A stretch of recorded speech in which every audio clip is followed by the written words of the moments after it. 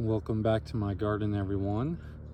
And this beautiful tree is Acer Palmatum lily pad, and this is a Mikawa variant, which means it has something quite different than the Mikawa Yatsubusa, but also kind of retains some of the things that Mikawa Yatsubusa is known for. In this case, that dense layering habit.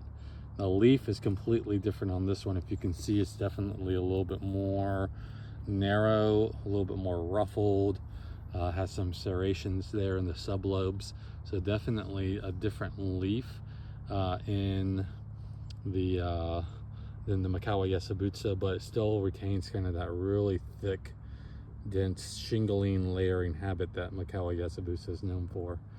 So this one's claim to fame, other than like a slightly different leaf, is it's variegated. So it has a slight variegation, or it's variegated throughout the tree, but you have to kind of be up a little bit closer to it to see it, where it's dark green and light green variegation. And you can kind of see right now on the leaves that are just starting to turn, the pink area is where like the light green variegation would be, and the dark green is the normal color of the leaf.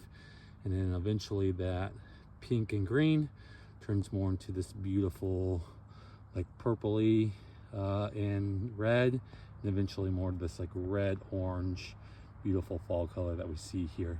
So just even as the tree is transitioning to fall colors here in November, you can see that beautiful variegation still in it. In fact, with right now with that pink and green, the variegation becomes a lot more prominent. But this is a very cool tree with that variegation. This one also tends to grow out more than up.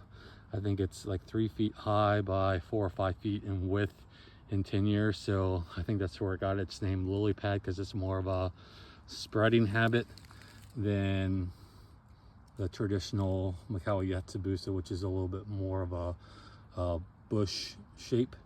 So just a beautiful tree. I have mine in a spot. This one is planted in the ground, unlike some of my other variants.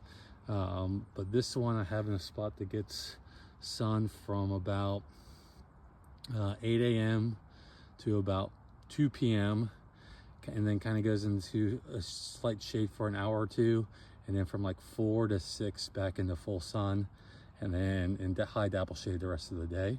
And it's doing great here. So this is Acer Palmatum lily pad.